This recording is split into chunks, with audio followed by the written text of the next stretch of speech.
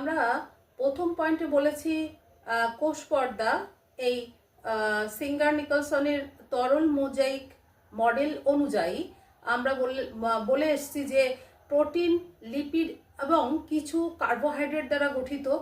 আর এখানে যখন প্রোটিন কার্বোহাইড্রেটের সঙ্গে যুক্ত থাকবে তখন তাকে বলা হবে গ্লাইকোপ্রোটিন, আর যখন লিপিডের সঙ্গে যুক্ত থাকবে তখন গ্লাইকোলিপিড। তো কিছু কিছু উদ্ভিদ এবং কিছু কিছু প্রাণী কোষে এই গ্লাইকোপ্রোটিন এবং গ্লাইকোলিপিড কোষ পর্দার বাইরে এসে একটা অন্য একটা আবরণের মতো গঠনের সৃষ্টি করে, যেটাকে বলা হয় সেল কোট বা গ্লাইকোক্যালিক্স। এইটা খুব শর্ট নোটে আসে, গ্লাইকোক্যালিক্স বা সেল কোট কি।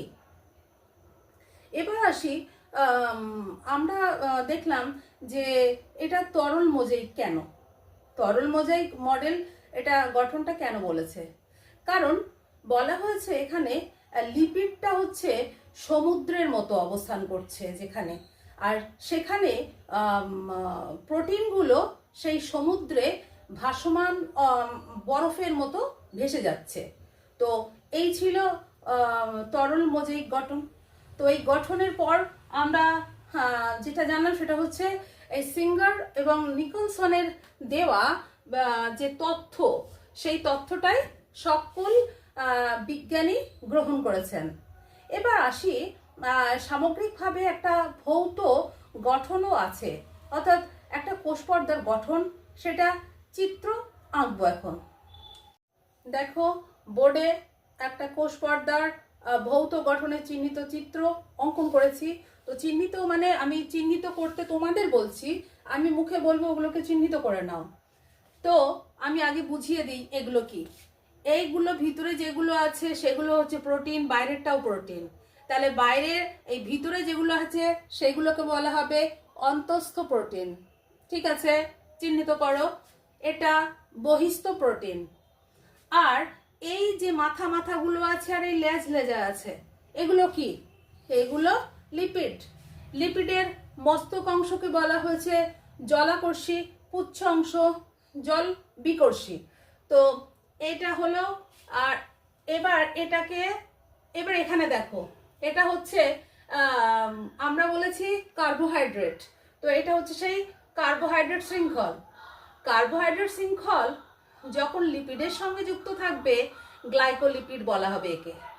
যখন প্রোটিনের সঙ্গে যুক্ত হবে তখন গ্লাইকোপ্রোটিন বলা হবে এটাকে। আচ্ছা, এখানে প্রোটিন টানেল, এটাও প্রোটিন টানেল। আচ্ছা, আর এই অংশটাকে বলা হবে শুধু টানেল। তো এগুলো করে নেবে, আর এই মাঝখানটাকে লিখবে ফসফোলিপিড। তাহলে ফসফোলিপিড, মস্তক অংশ, পুচ্ছ অংশ, টানেল। আচ্ছা, প্রোটিন টানেল, অন্তঃস্থ প্রোটিন, বহিস্থ protein, glycolipid, glycoprotein. That's all. তো নেক্সট হচ্ছে কোষ পর্দার কাজ। কোষ পর্দার কাজ সম্পর্কে ফার্স্ট পয়েন্ট আসবে, কোষ পর্দা বাইরের আঘাত থেকে কোষকে রক্ষা করে, কোষীয় অঙ্গাণুকেও রক্ষা করে।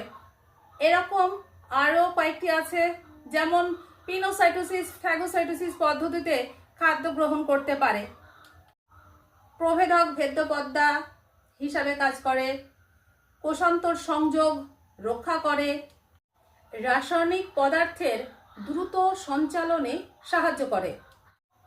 কোষ পর্দার অবশ্যই তোমরা দেখবে রাইবোজোম থাকে, আর রাইবোজোম যেখানে সেখানে তো প্রোটিন সংশ্লেষ হবে, অতএব প্রোটিন